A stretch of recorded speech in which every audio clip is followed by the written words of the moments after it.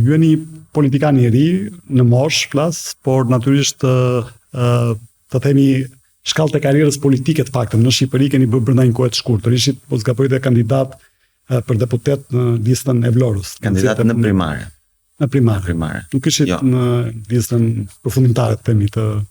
Por në fushat u angazhova me pjesën e shtabit të Partisë Demokratike, shtabit qendror, duke lëvizur nëpër Shqipërinë në vende të ndryshme në ndihmë të kandidatëve bashkë me një koleg, unë drejtuesi në aso kohë të departamentit Brengejn, nisëm një tur nëpër Shqipëri, gjithashtu në ndihmë të kandidatëve që kërkonin ndihmë. Ndaj u munduam të jepnim të dy kontributin ton me aq sa mundeshim me zotin Shkëlqim Lepenica, bëm një tur me të përndjekurit politik gjithashtu në kohë fushate.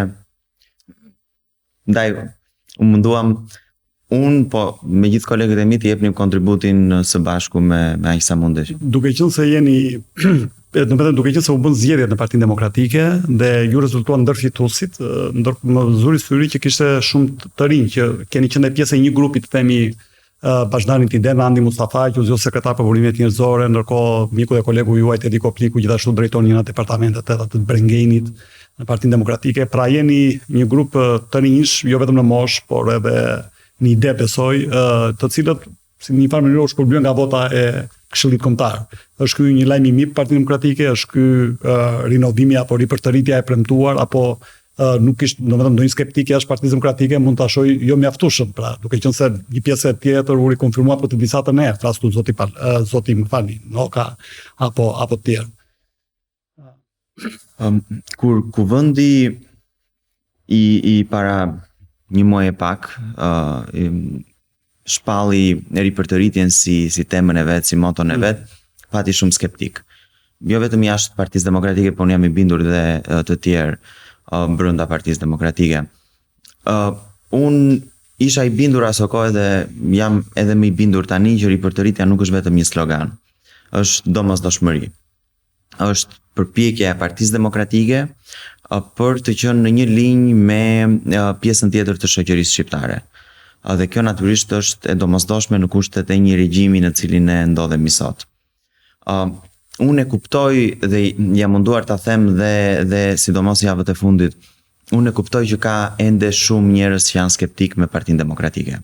Ndoshta është e kuptueshme deri diku, patjetër që Partia Demokratike ndoshta nuk ka bërë të gjithë hapat ose veprimet që një pjesë e shoqërisë shqiptare prisnin në vite flas, po unë mendoj që Partia Demokratike ngelet një ndër mekanizmat kryesor për të garantuar rotacionin politik në Shqipëri. Dhe Partia Demokratike e kupton këtë, është e vetëdijshme, është e ndërgjegjshme për këtë gjë. Dhe është e ndërgjegjshme që duhet të bëj gjithçka mundet përfshi këtë procesin e ripërtëritjes, përfshi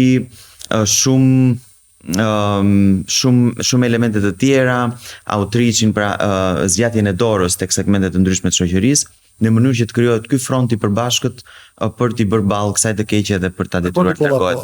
Dhe unë dua ta garantoj çdo qytetar që është skeptik që t'i japi një shans Partisë Demokratike, të rinjve në Partinë Demokratike, këtij procesi të ripërtëritjes dhe të hapjes në Partinë Demokratike, dhe t'i japi benefitin e dyshimit çdo kujt në Partinë Demokratike, sepse nuk mund të bëhet pa demokratët ndryshimi, është i pamundur edhe matematikisht po themi. Jo dakord, po duke u referuar pak historisë së viteve të fundit, Partia Demokratike kishte një program ambicioz në 2021, kishte një program ndoshta akoma më të mirë kopsitur në 2025, por në të dyja rastet zoti Rama e Partisë Socialiste fitua mandatin e tyre respektiv të 3 dhe të 4.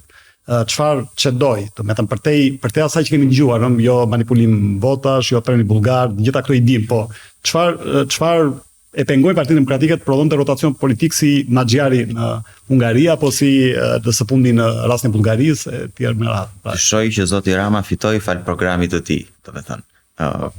Nga diçka fitoi zoti Rama, mund të ketë fituar fal karizmës tjetër. Jo.